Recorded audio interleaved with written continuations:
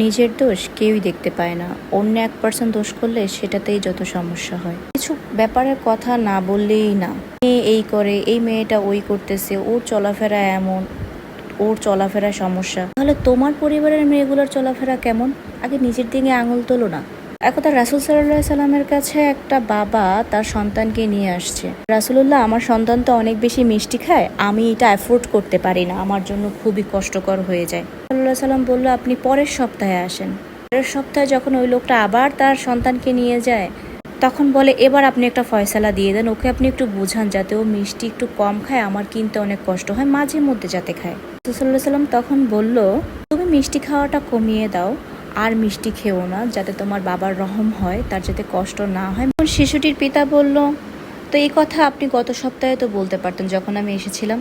রাসূল সাল্লাল্লাহু আলাইহি সাল্লাম মুচকি হেসে বলেন, গত সপ্তাহে আমিও নিজেই মিষ্টি খাচ্ছিলাম, তো যেটা আমি ছাড়তে পারছিলাম না সেটা অন্যকে বলে কি করে। আগে 1 সপ্তাহ আমি নিজে খাওয়া বন্ধ করেছি, অভ্যাস করেছি, তারপরে আমি আপনার সন্তানকে এটা উপদেশ দিয়েছি। তাহলে আমরা এটা বুঝতে পারলাম, যেটা আগে নিজে ছাড়তে পারবো তারপরে সেটা তাকে বলবো, কোন একটা উপদেশ আমরা দিয়ে যাই যে ভাই তুমি ভালো পথে চলো, ভালো কিছু করো, তুমি এটা ছেড়ে দাও, তো তুমি ওইগুলা ছাড়ো, তারপরে না তুমি অন্যকে বলবা, তাই না?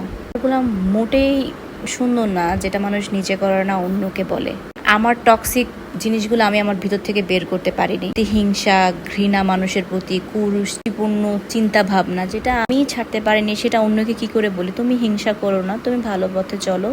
তো বিশেষত আমি এই কথাগুলো বলার কারণ হচ্ছে, আজকাল যুগের বর্তমানের শাশুড়িরা, বা আগের কথাই আমি বলি, মাও তো শাশুড়ি হবেন ফিউচারে, তাই না?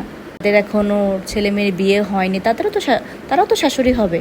তো সেই ক্ষেত্রে পরের মেয়ের দোষটা একটু নাই দেখি, নিজের সন্তানদের প্রতি আগে খেয়ালটা রাখি, তাদেরকে আগে সুভাবে গড়ে তুলি। তারাই হোক না শিক্ষার কারণ, আপনার সন্তানের থেকেই শিখুক না তারা। তো না, বর্তমান মেয়ের এইটা খারাপ, বর্তমান ওর এইটা খারাপ, বাকি 3জন তো ঠিক আছে, তো ও কেন এরকম? ও যার যার পার্সোনালিটি। আপনার যদি ভালোভাবে ডাক দেওয়ার হয় সেটা ভালোভাবে ডাক দিন, কিন্তু পিছনে গিয়ে ছেলের কাছে বদনামি করা, বা পিছনে গিয়ে ওদের কাছে বদনামি করা, দিস ইজ নট রাইট। একটা মেয়েকে আগে ভালো মা হওয়ার কথা চিন্তা করতে হয়, তারপরে একটা ভালো শাশুড়ি। আজকাল যুগে